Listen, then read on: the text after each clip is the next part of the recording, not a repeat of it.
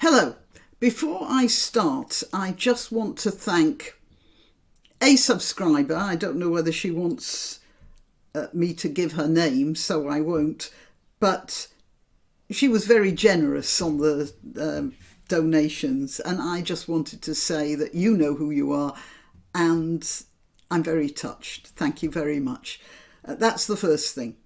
And I always read I do my best to read all of the comments under my videos on all the channels. Sometimes I don't have time to reply, but I do read them and I do take them to heart. There was one here, though, that prompted my attention. This person was talking about the local elections and the general chatterati on the various media have been asking why the turnout was so low and what the problem is and why people aren't involved anymore. And here's your answer. Supposedly 26% of my area bothered voting. I know a few who went and spoiled their votes. Maybe we need to start concentrating on the other 74% as they're the majority. So look what's happening here. It requires a certain amount of effort to go to wait in the queue outside the polling station, to go there, to wait in the queue, to file in, to pick your number up from the desk, to go into the booth, and then to spoil the vote. That's in many ways, you could say that's a complete waste of your time. But obviously, a lot of people feel very strongly about it, and they just wanted to register how strongly they felt. How much attention the various local authorities are going to pay to these spoiled votes, I don't know. But I am going to go through one or two of the reasons why people might not be that interested in voting for any particular either of the major parties, and then I'm going to go over to this asylum seeker article, which probably answers all the questions. All right, so generally speaking, people in Britain don't vote all that enthusiastically. So voter turnout is rarely very impressive.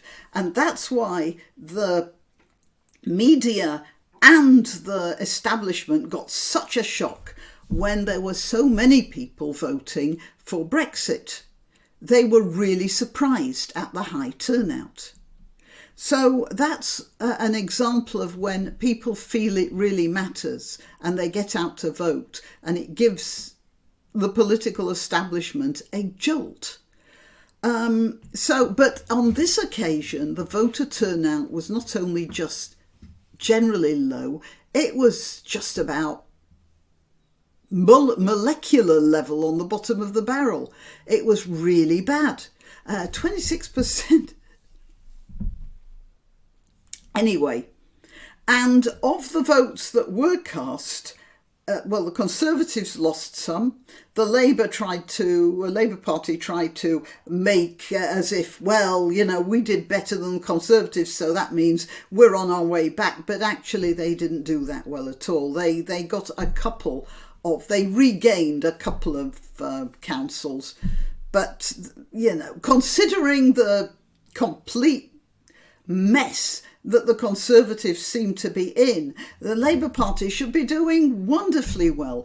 And no, they're flatlining too. There was a little increase in Lib Dem and Greens, and somebody in another posting under my video said he intended, a lifelong Conservative voter, intended to vote for the Communist candidate, knowing that the Communist candidate was not going to get in.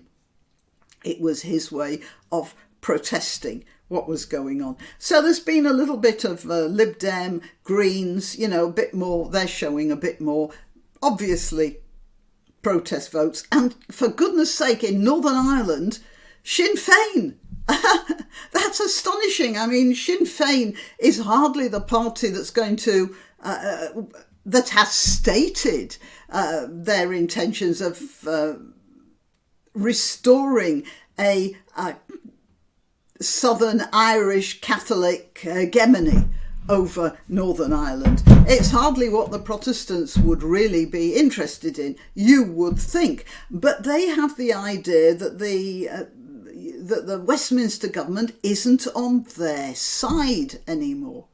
The Northern Ireland Protocol is a terrible mess. I can blame Theresa May for that. Well, you can blame almost anyone for that. It is a mess. It's a legal problem. It's not entirely the Westminster government's fault. However, they're not showing the sort of enthusiasm that the people in Northern Ireland would like them to, and everyone would like them to, by the way. So, there's that. And then there's the other stuff. First of all, it was Cake Gate, wasn't it? Somebody brought a cake in to, well, okay, I'll start again. You were allowed, during lockdown, you were allowed to go to work if the work was considered essential. The work of the government was considered essential. And when Boris Johnson walked into some meeting, some time during a lockdown, somebody produced a cake because it was his birthday and he had a slice, and that made it a social event according to those who wanted to get at Boris Johnson. Now, I will deal with this in a separate video, I think, but there was a BAFTA awards ceremony recently, I think it was BAFTA, and it was nothing more than one speech after the other saying, we've got to get rid of Boris Johnson. This is the way the media are dealing with stuff. So you can see the attitude. Apparently, that when the BBC reported on the BAFTA, they cut out the most extreme politicisation, but there were people who were there who reported on it. You can see, and what's going on is the BBC and other media people are trying to do to Johnson what the media did to Trump in America. But I don't know why. The two leaders are completely dissimilar, but they have the idea that they have to show their muscle. They have to govern the country. They know best.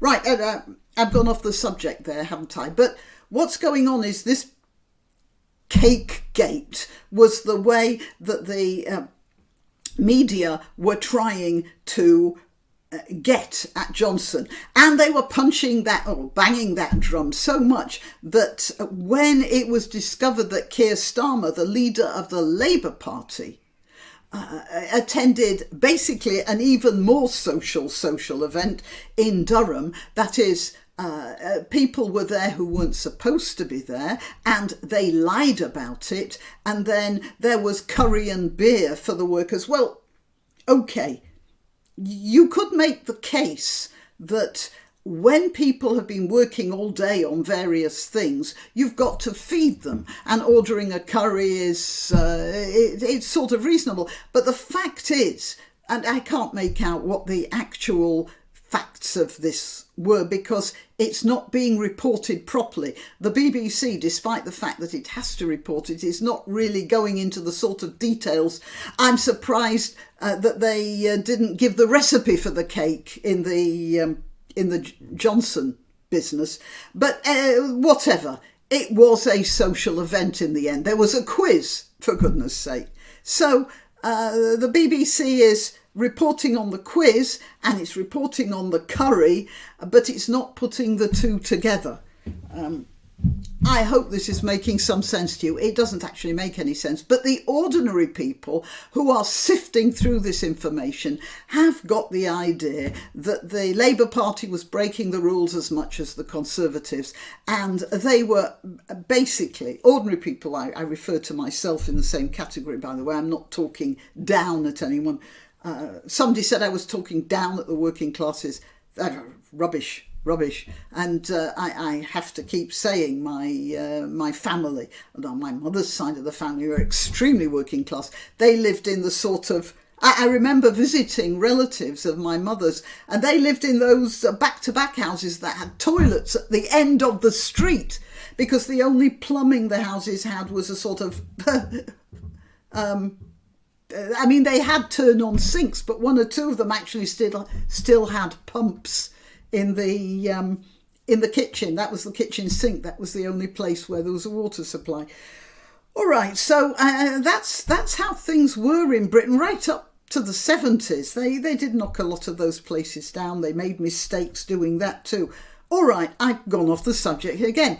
Let's get on with this, because you see, the basic thrust of this video is to talk about how people, ordinary people like me, people like my mother's aunts and uncles and stuff, they don't feel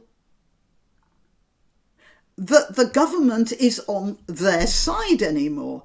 And here we have a prime example. It says here, residents fear for their safety over Priti Patel's Guantanamo-on Ouse plan.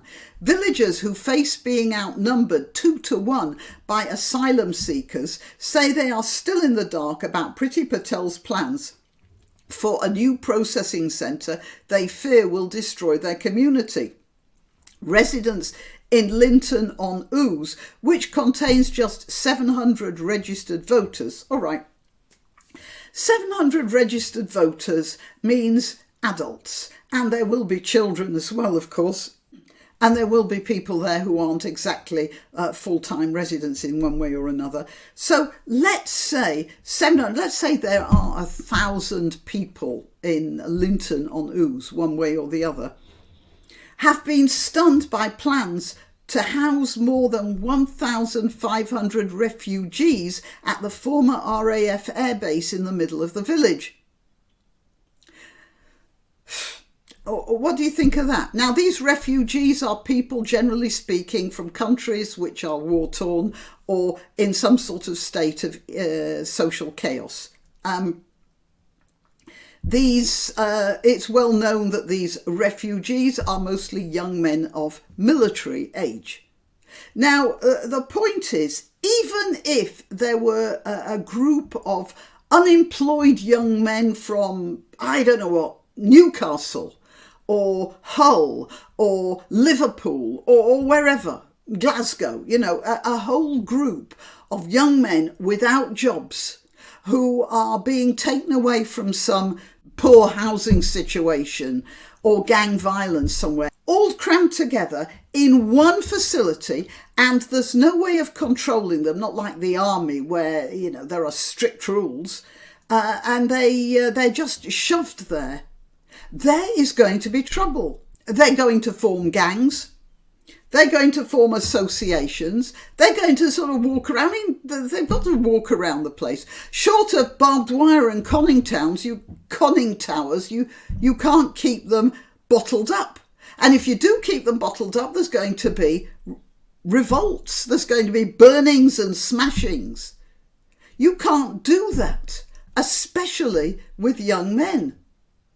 The only way you can control young men is by putting them in the army or in prisons, in those sorts of groups.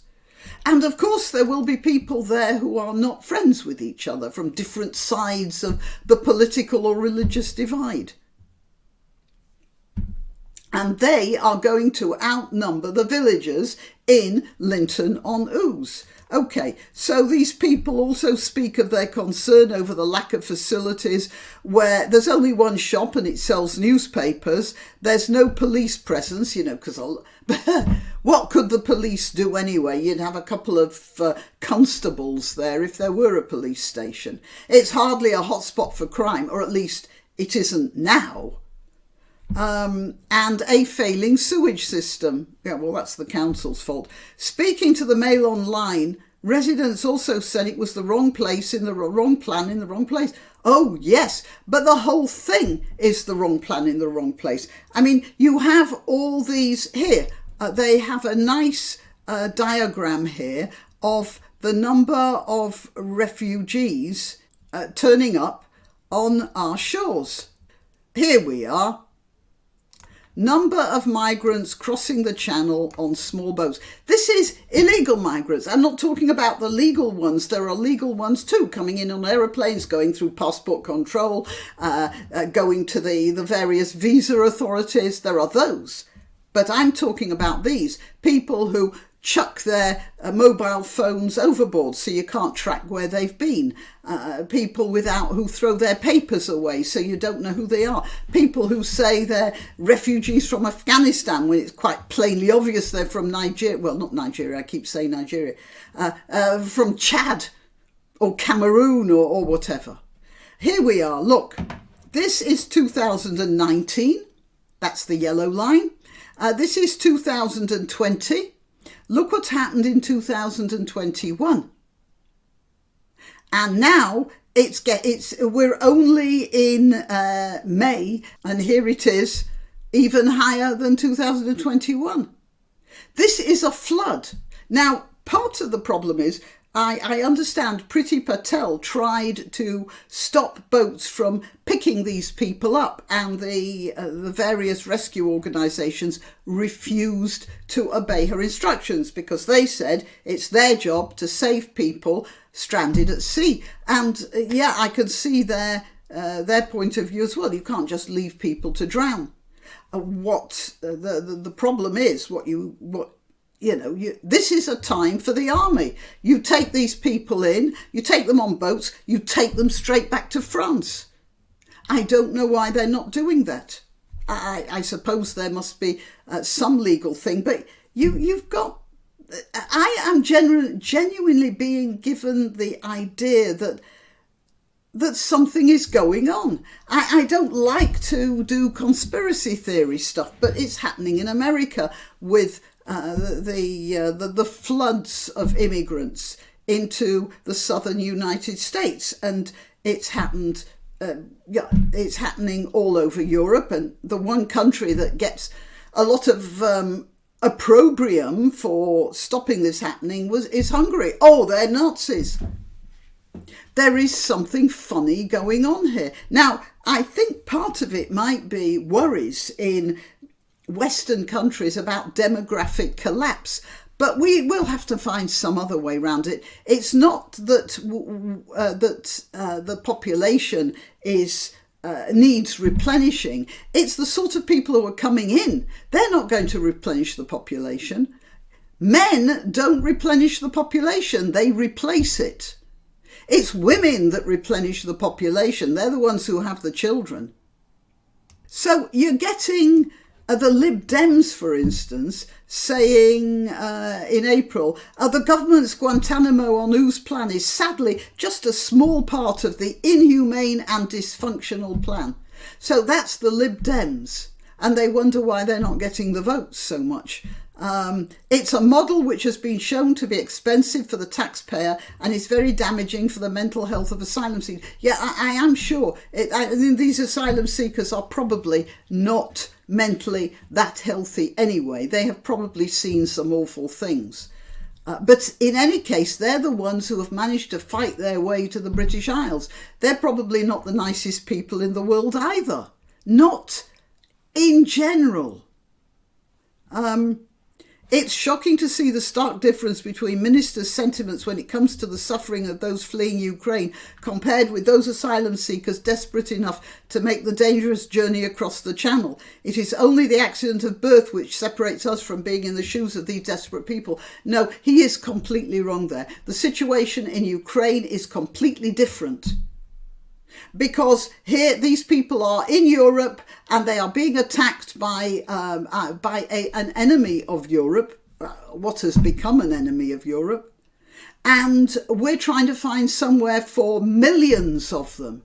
The people who are coming from places like Africa, they have countries in Africa that they could go to. But they're not going because they are in Britain for the handouts in general. In general, obviously not all. And they're different altogether. I'm talking here about young men.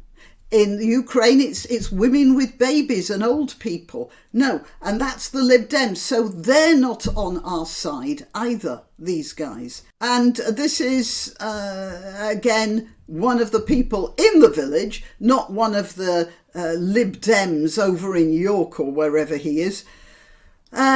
Teaching assistant, a mother of one, told the Sun, "We're all a bit shell-shocked. We're just a small village with one road in and one road out.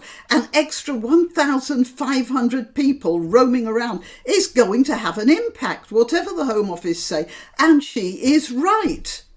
Health worker Neil Goodrich also said, "We're a relatively liberal country and all for helping out, but migrants need to be somewhere where they'll have services. This is the wrong place." Well, yeah, that's true, but I know that he's thinking of something else. That is, these people have a completely different culture, a completely different attitude, and they are economic opportunists. Most of them are not true refugees, and in any case, they should be in the next country along, not here in the United Kingdom. So altogether, we have this feeling. Now, I showed you a little clip from a Russian television program in which some Russian spokesman for Putin had showed a fantasy video about the Russians dropping a huge atomic bomb somewhere off the northwest coast of Britain and swamping the whole islands, all of them, with a radioactive tidal wave that would bury the entire country. My suggestion is he doesn't need to do that. You don't need to waste the money, Russia. It looks like it's happening right here, right now, on the coast of England, in small dinghies. One after the other, a tidal wave. Okay, I am Grannyopteryx. I am to be found on YouTube, Rumble, BitChute and Minds. I am also on Twitter, Gab and Parler, where I am at Grannyopteryx, and I always let you know when I've uploaded a video on one of those platforms. So if you subscribe to them, you don't have to rely on the rather hit and miss attention of YouTube for notifications. Okay, that's it. Please, like this video, share this video. What else? Yes, support my channel if you can. Once again, thank you to those who have supported me in some way. And sharing and liking is also support, by the way, don't worry. And yeah, that's it. Until next time. Why not treat yourself or a favoured relative or friend to these magnificent examples of merch?